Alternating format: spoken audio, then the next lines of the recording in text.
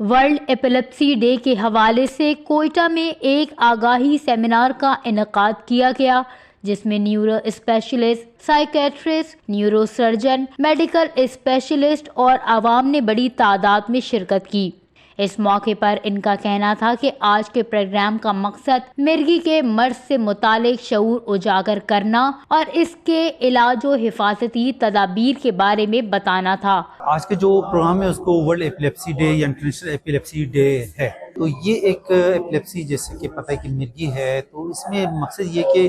ہم اپنے health professionals کو اور کامن پبلک کو بھی یہ پروگرام کے بارے میں بتا دیں اور بیماری کے بارے میں بتا دیں کہ مرگی کیا ہے، ایک دماغی بیماری ہے، کیونکہ اس میں بہت زیادہ میتھس ہیں، لوگوں میں مختلف اس بارے میں خیالات ہیں کہ یہ شاید کوئی مرگی کوئی دماغی بیماری نہیں بلکہ کوئی جن بھوت کوئی ایسی چیزیں تو علاج نہیں کر پاتے ہیں، تو اس سلسلے میں یہ پروگرام ارینج کیا گیا ہے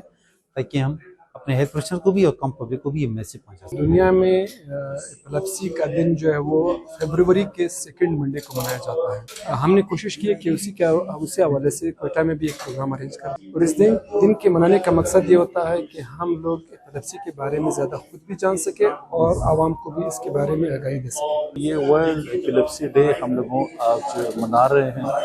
یہ جو بیماری ہے ایک نیورولوجیکل ڈس آرڈر ہے جس میں ڈسٹربنسز ہوتی ہیں، نیورولوجیکل الیکٹریکل ڈسچارجز ہوتی ہے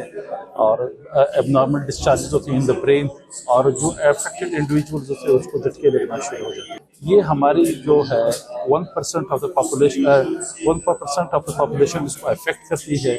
یعنی اگر اس طرح سے میں آپ کو سمجھا دوں کہ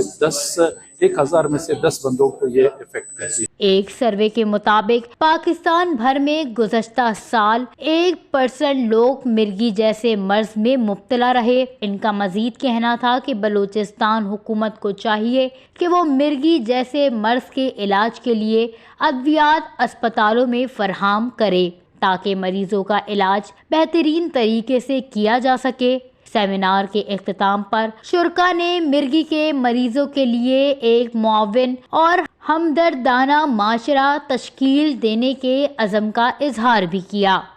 وش نیوز، کوئٹہ، بلوچستان۔